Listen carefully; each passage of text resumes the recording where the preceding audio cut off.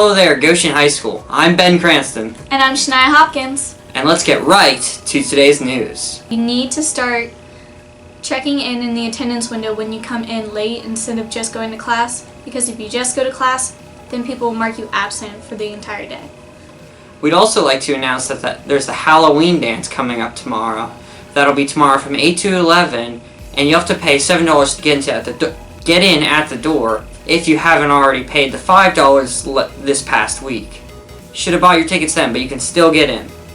Interested in participating in junior achievement and teaching some kindergartners and first graders, then you need to form a group of 3 people and sign up in the guidance office. You will have to go to a junior achievement training class, and you need to sign up by November 16th, and you need to take a class so you can learn how to teach kids. You'll be teaching them about college and career readiness. Thanks for watching Goshen High School. This has been the news. Hello, I'm Elizabeth Short with the weather. Today is going to be sunny with a high of 67 and a low of 53. Saturday is going to be partly cloudy with a high of 76 and a low of 58. Sunday is going to be cloudy with a high of 71 and a low of 51. And Monday is going to be partly cloudy with a high of 71 and a low of 57. This has been Elizabeth Short with the weather.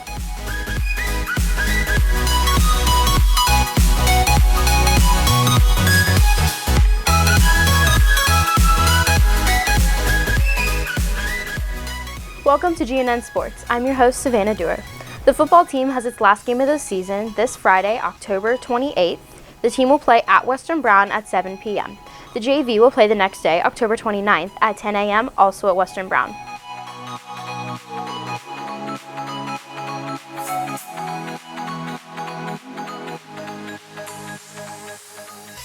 The Cincinnati Bearcats are now 4-3 after a 31-19 defeat of East Carolina. This week, the Bearcats will play at Temple at 3:30 on October 29th on CBS Sports Network.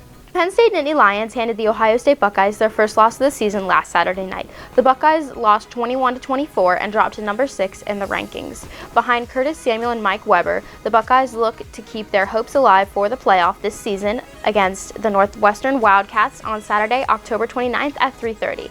That game can be found on ESPN. For our weekly college football playoff rankings, we have number 1, the Alabama Crimson Tide, number 2, the Clemson Tigers, number 3, the Michigan Wolverines, and number 4, the Louisville Cardinals. Alabama defeated Texas A&M last week and will play at LSU on November 5th after a bye week. The Clemson Tigers have a conference game at number 12, Florida State, on Saturday at 8 p.m. Michigan Wolverines defeated Illinois last week and for only the second time this season will leave their stadium as they travel to rival Michigan State in East Lansing. The Washington Huskies may be number 4 in the rankings, but we have them ranked at number 5, right below the Louisville Cardinals, who have a much more impressive resume and more impressive games. The Cardinals defeated NC State last week and will play at Virginia this Saturday, October 29th at 12 p.m. The Cincinnati Bengals defeated their division rival Browns last Sunday and will play the Washington Redskins this Sunday, October 30th at 9:30 a.m. in London, England. That game can be found on Fox. Be sure to tune in to the World Series starting Tuesday to see the Cubs face off against the Indians. This has been Savannah Dewar with Sports on GNN.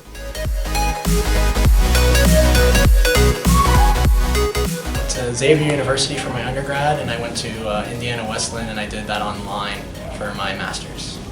I give the advice of making sure that you kind of know what you're getting into for the long picture, especially finance-wise. I really enjoyed my time at Xavier University, but afterwards I had a good bit of debt, even with a good amount of scholarships. So kind of trying to consider, is it the place that you want to go because of the programs that are there or what it offers with the size? Or is it the place you want to go because of the name that it is, and kind of trying to weigh those about how much it might cost you. Some of my best experiences involved, I was the band nerd, I guess. I was in the pep band for 4 years, so that was really fun. I got to go all the way with the basketball team to the Elite Eight, and I was in charge of the pep band for a couple different years, so coordinating that was really fun. As far as worst experiences, taking Latin my freshman year. That was the only class that I got a C in when I was in college, so that was kind of frustrating. But other than that, I had a really good experience.